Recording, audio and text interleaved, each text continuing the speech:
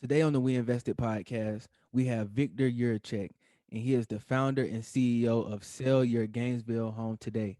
Victor, how are you doing? I'm good. I'm good. Thanks for having me. Yes, sir. Thank you so much for joining us. I'm excited to learn more about this topic and to get into this episode. For sure. Yeah, happy to share what I have to share. Yes, sir. And before we get started, would you mind letting the people know where they can find you on social media? Sure. So I'm most active on Facebook. So if you look up my name, it's likely pretty unique. So if you look up my name, just Viktor Jiracek, you'll find me there. I also have a free Facebook group for folks. We'll get into it for the fix and flipping. But I have a free Facebook group called Six Figure House Flipper, like teaching people how to get started flipping, how to get to six figures. That's awesome. That's awesome. So let's just kind of start from the top. I know you're in Gainesville now, Yeah. but can we talk a little bit about what your upbringing was like and where you're from? Yeah, for sure. So I was born in Washington, but I was really raised in Utah. That's where I spent most of my years there. I was just going to go down the traditional path, so I worked really hard in high school, got a full ride for college, which is great, and I was going to do bioengineering. And 2 years into the program, I realized like, hey, this isn't for me. I don't want to do this. Basically, saw like other folks where I was going to be 5, 10, 15 years ahead, and I was like this isn't for me. I don't like the coursework. I don't want to go down this career path. So basically decided like, hey, I'm just going to drop out. So dropped out and just wanted to go the entrepreneurial path. That's what always enticed me. It was always in the back of my mind. That was the passion, the pursuit, and just decided to make it happen. That's awesome, man. And I think it's really cool too that at a early age, like early on, you saw and identified what you didn't like and what you weren't interested in, and Yeah. took the path to figure out what I like and what I want to do. Um, so that kind of leads to my next question: what is fix and flip real estate? Yeah, sure. So fixing flipping. So it's a little bit different because there's a lot of terms out there. So this is like fix and flipping. So you buy the property, you fix it up, you sell it. And the anticipation there is like you buy, you fix it up, and you sell for a profit. Basically, and you do a couple of those. So typically, like my average flip, basically make a 30K net profit, which is great. So if you do 3, 4 flips a year, you hit six figures. So that's pretty much it. So you do a couple, buy it, fix it up, sell it per year, and you're at six figures. That's awesome, man. That's awesome, and those sound like some great, ROIs. Yeah. But how did you get started in this space? Sure. So I got started. I always had a knack for real estate. I was like the real estate bug, as people call it. Like I always wanted to get into it. My mindset, like what I was always thinking about, was like, hey, let me do this thing and make a ton of money, then I'll get into real estate. Like it was always like, hey, let me do X and then I'll do Y. And then I eventually realized, like, let me just do what I really want to do, which is real estate. Let me just do Y and skip through all the other stuff because I like tried other companies. Like, hey, once I sell this company, like then I can get into real estate. And now that I'm here, it's like, this is it. Like, I don't want to do anything else. Like this is it. Let me just stick to this. So I've really enjoyed that. So how I got into it. So I was working a W-2, like a corporate job. I was in home healthcare. It's basically like an administrator, like an office manager type thing, helping run the office, helping run the company. And just realized like, hey, I don't want to do this long term. I don't want to be where I'm at. So decided to make a change and basically found a mentor for the real estate. I started out wholesaling. Wholesaling, if you guys are familiar, just for your audience here, it's like you find a property, you put it under contract, you basically sell the contract. So you sell rights to purchase a property. So my first wholesale made 3K, second wholesale made 3,500. I was like, hey, I want to get into flipping, which is basically what I did. That's awesome, man. That's awesome. And so, when you were making that transition from the corporate world Mhm. to entrepreneurship, how was that experience for you? And did you receive any like resistance or kind of backlash from family, friends, and loved ones for leaving that, W-2 job, that consistent paycheck to chasing your dreams?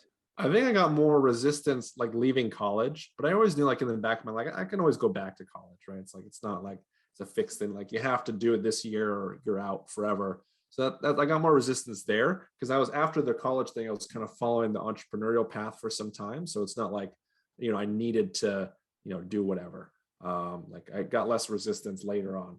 And luckily I was in this place. So I made the transition, and this is how I like recommend it for other folks. Like it was like a clean, smooth transition. It wasn't like, hey, one day I'm quitting this, I'm gonna go all in on real estate. It's more like a smoother thing. Like I started to do some stuff on the side, learn on the side, started to get some traction. Okay, started to get a paycheck. So at the time I was working full time for the home health, and I was doing Uber on the side. So I do Uber like weekends and nights, like Friday night, Saturday night, a little bit Sunday.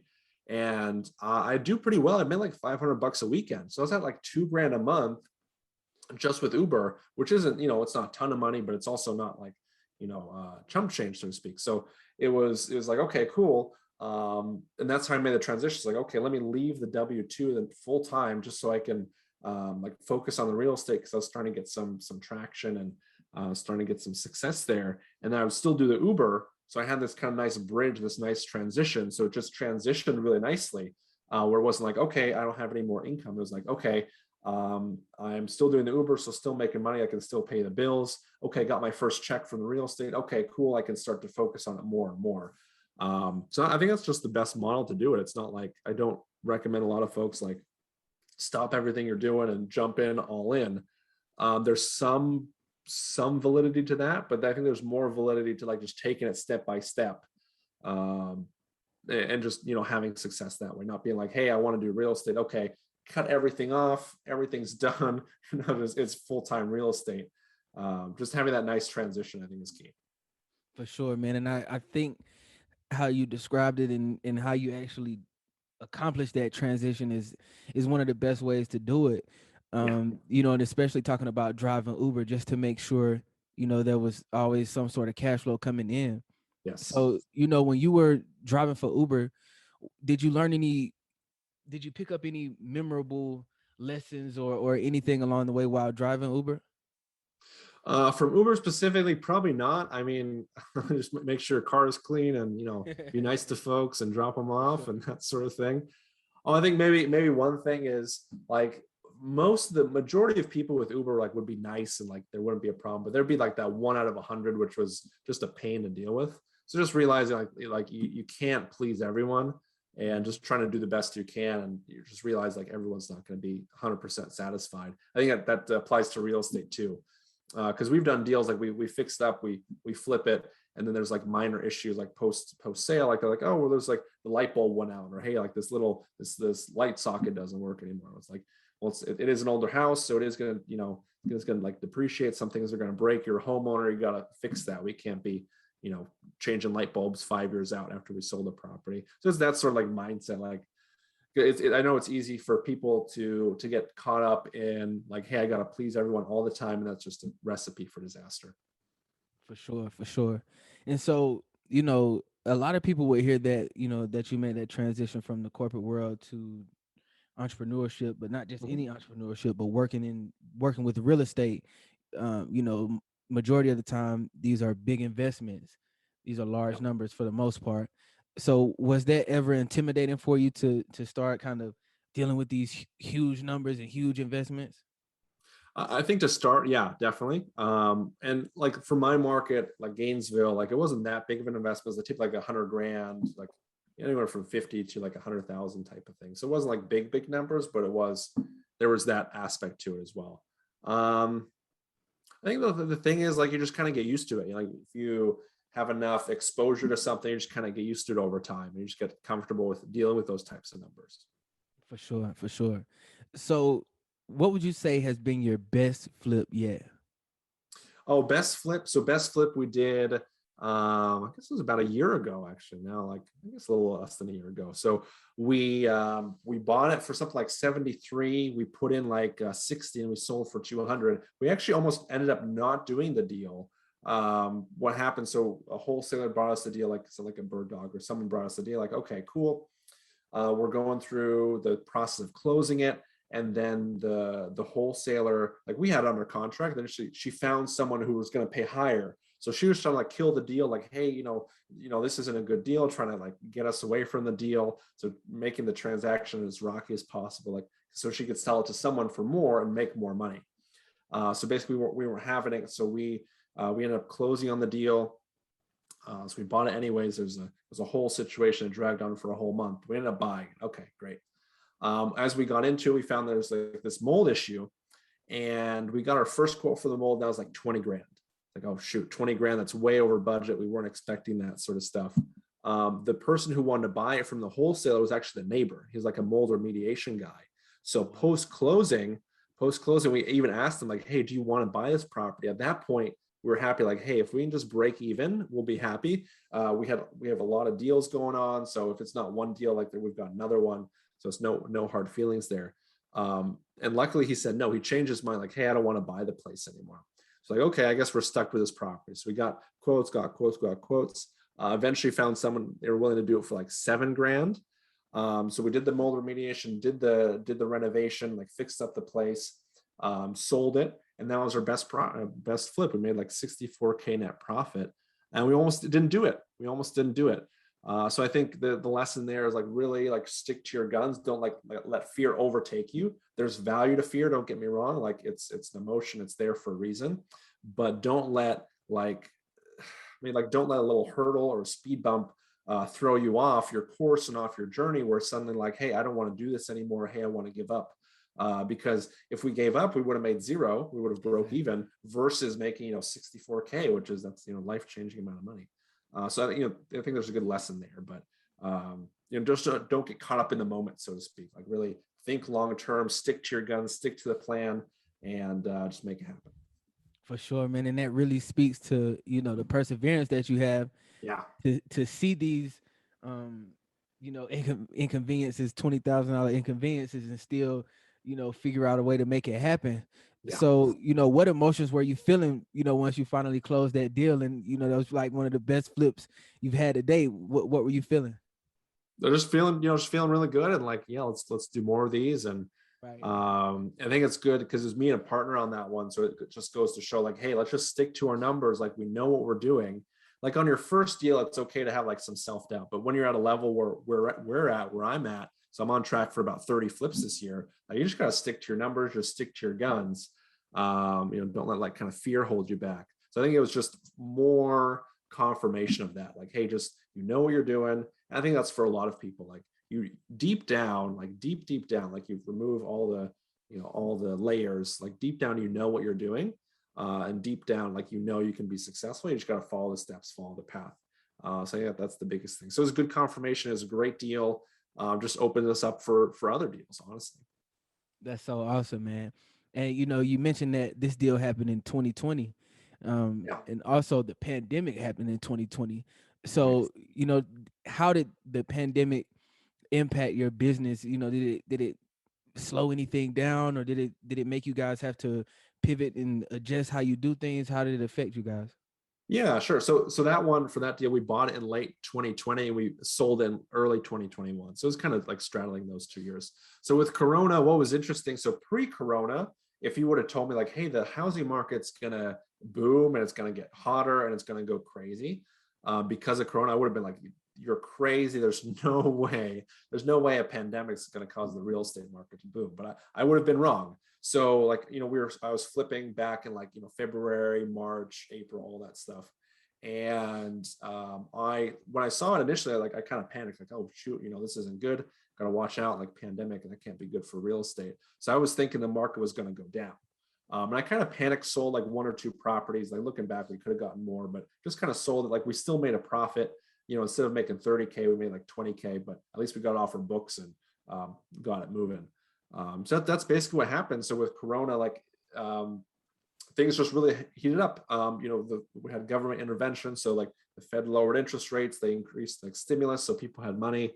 They started buying like MBS, like mortgage-backed securities. So like banks were wanting to lend out more. So we saw a boom. Like demand spiked up where folks like really wanted to buy houses. They wanted to buy houses. They want to get into rentals. We saw a lot of people, like supply went down just because folks don't want strangers walking through their house who can get them sick. So a lot of that happens. So as with basic economics, demand goes up, supply goes down, that means prices go up. And that's basically what we saw, where it's like there was a huge demand for real estate. So we just had to adjust. And how we adjusted, we just got a little more aggressive on buying just because we knew we could sell it for more. So we would buy it for a little bit more. We would sell it for a little bit more. And that's basically what flipping is. Like you're just buying low, you're selling high. So you got to know where to buy low and where to sell high. So that's basically how we adjusted. So it's just a market, and Our properties before, like, 2018, 2019, our property would sell within a week, and now it's selling within like a day or two, which Wow. there's some benefit to that.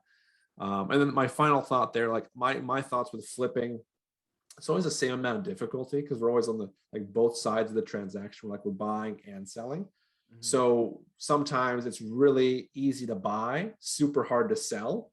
And how it is now, it's hard to buy, but super easy to sell. So like you put anything that's decently priced, like a decent house on the market, and it's going to sell.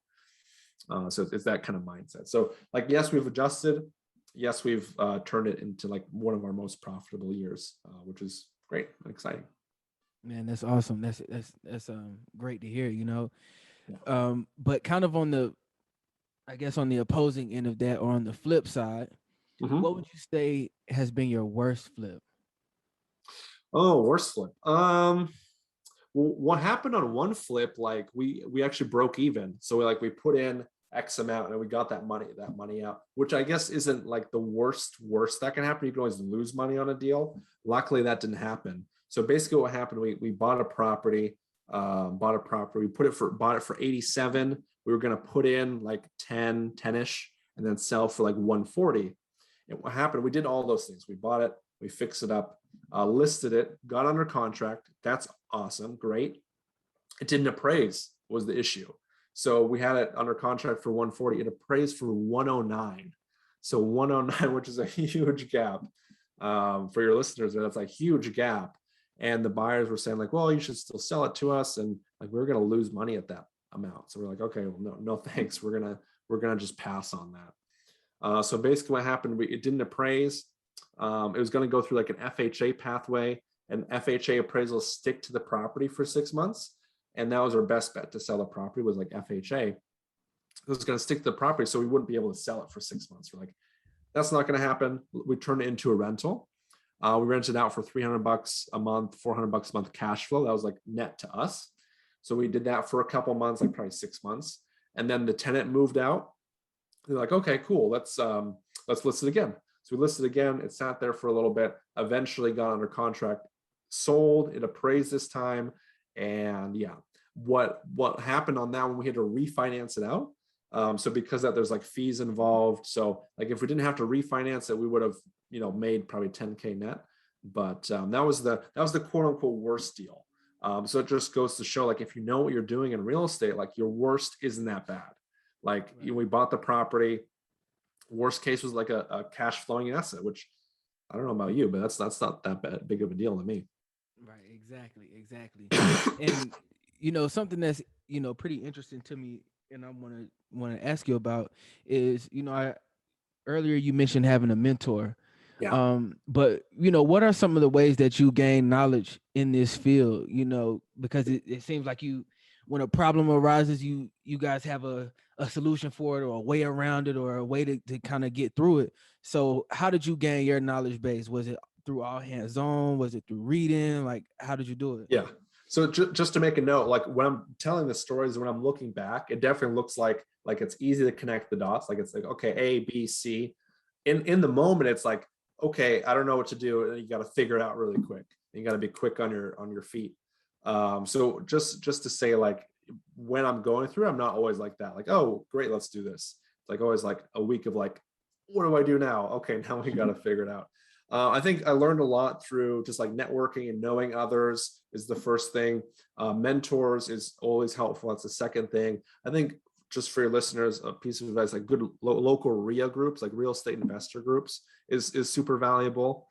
So I'd recommend like learning from those and like connecting with people there. I learned one of the worst ways to learn is trial and error, which is what I did.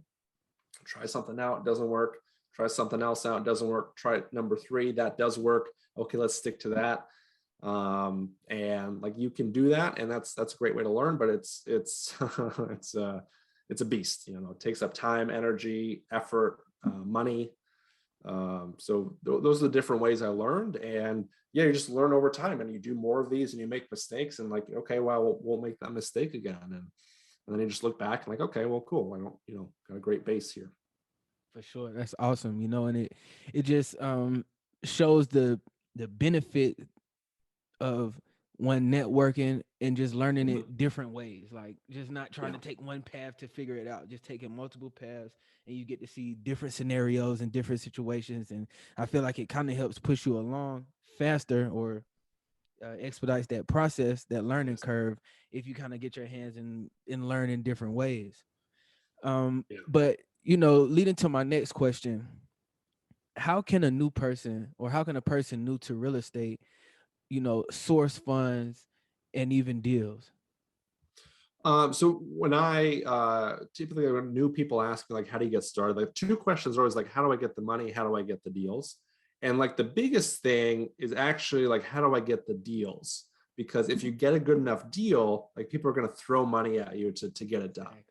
So that's how I got my first deal done. So I mentioned, I think we bought it for 105. We put in about 30 and we sold for 170. So it was like on that one, we made like about 29K net profit, which is great. It's a great deal. For that one, I actually grabbed a money partner. So the money partner put in the money to buy it, to fix it up, to sell it. And then we split the profit. We just split the profit. And on that one, I only got a third of the profit only. So I made about 9K for me personally, but like it just got me started and got me to where I am today.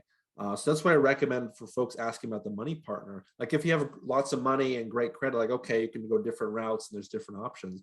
But if you have no money, no credit, which is how I got started, like, okay, cool. You can leverage like a money partner. And the benefit to them is like, rather than having the money sitting in the bank, like they can put it to work in real estate and make a profit.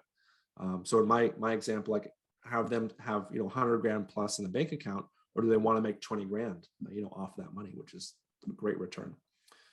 So it was just one of those things. So the biggest thing is the deal. And for the deals, I think a lot of beginners get caught up in like they make 2 or 3 offers and like the offers get rejected. And then they're saying like, oh, I guess real estate isn't for me. Like, oh, I guess my offers got rejected. And for me, even today, it's like 1 out of 15 offers becomes a deal on average. It might be number 7 that hits, 14, number 17 that hits, but it does take that numbers game aspect to it. So if you're not out there, like if you made 50 offers and it's not working for you, that's a different story. We can have that discussion. If you've made 3 offers, like you got to get out there and make more offers. Like there's no way around it. Like I don't care what medium, like what way you're marketing, if it's cold calling or direct mail or like pay-per-click or Facebook. Like I don't care if you're not willing to put in and make those offers. Like it's just not going to happen.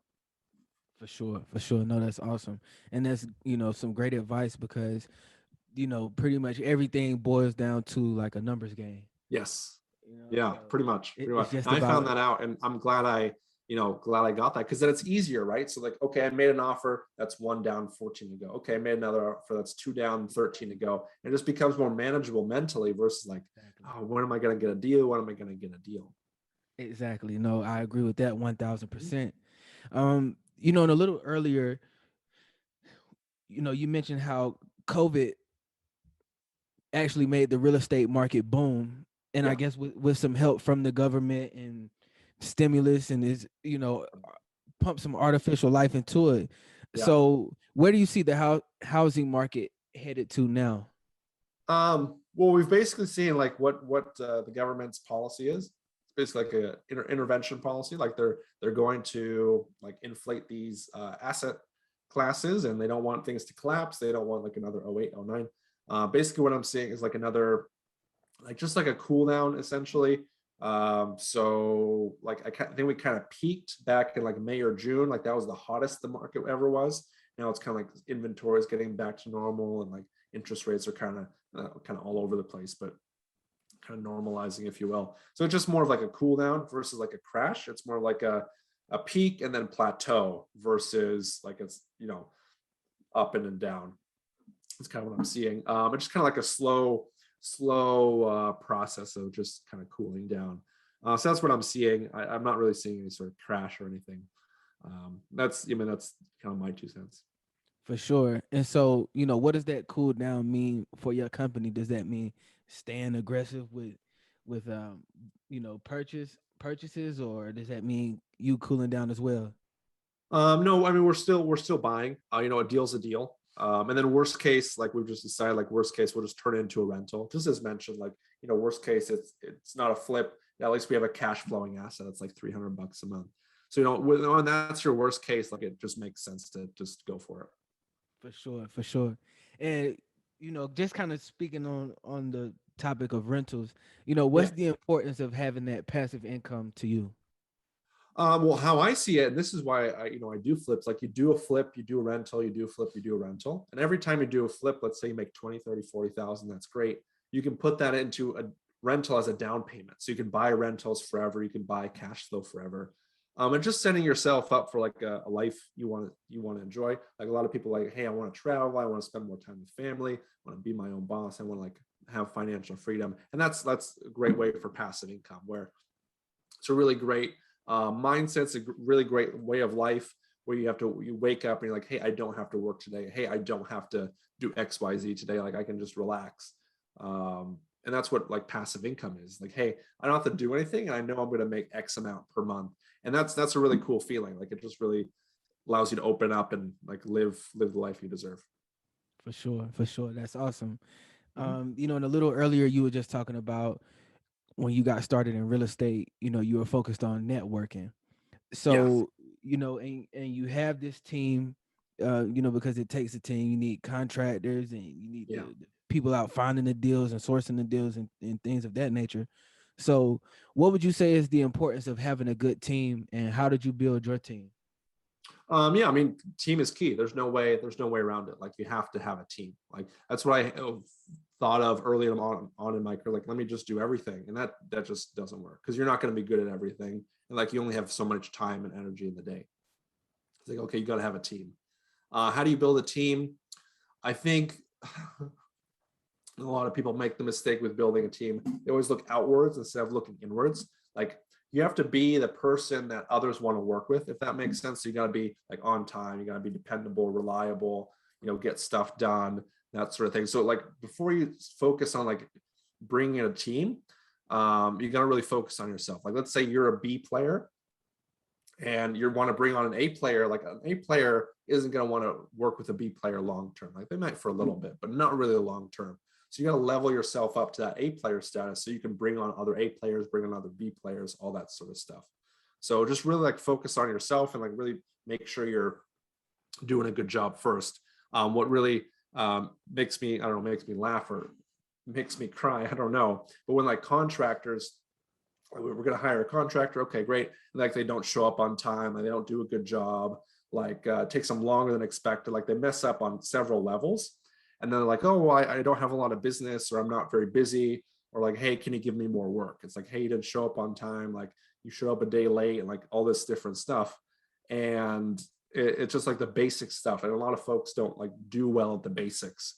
um like we had the painter, like she didn't show up like 3 times. Like we're like, hey, we're gonna start at 8 a.m. today, and she's like, she showed up at like 12, and like she did that 3 separate times. So it wasn't just an excuse like, hey, something happened, or hey, something, XYZ, but it was like something chronic in her personality and behavior and performance. So it was like, so you gotta like focus on yourself first before like building a team and bringing on other folks.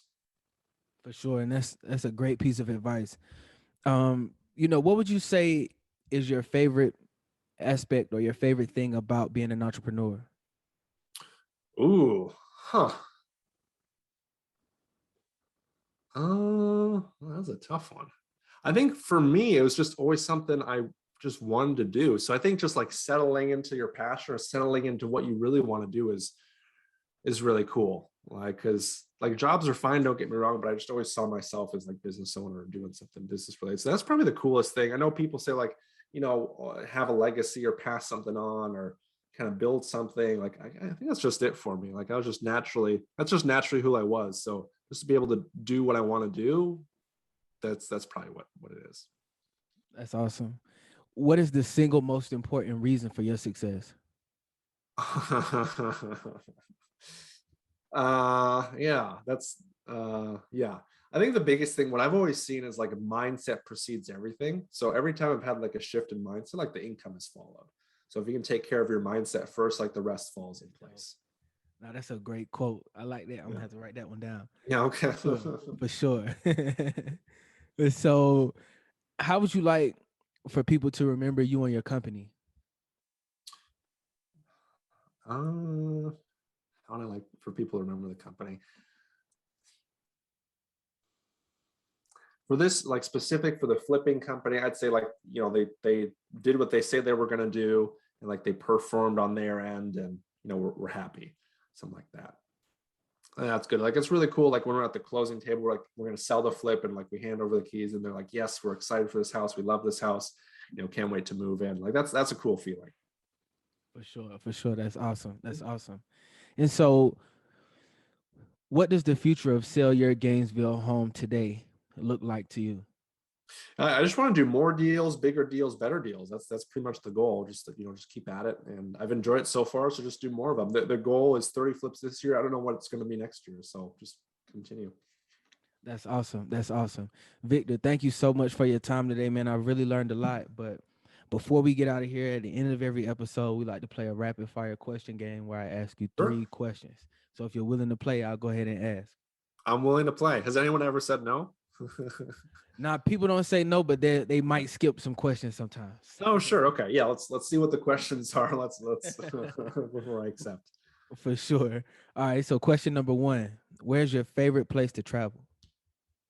Oh yeah. So I've been like I've traveled a ton, and my family. So hence the last name Jiracek. Like obviously I was born here, but my family's from Slovakia, so that's my favorite place to travel because it has like a local flair that I have like a deeper connection with the place versus like any other place. So probably Slovakia. We have a ton of family there. For sure. Is it super cold in Slovakia? It depends on the season. So they do have cold winters, but not like warm summer. So it just depends. Depends when you go. That's awesome. Okay, Mhm. question number 2. What song explains your life the most? I haven't been asked that question before. What song explains your life?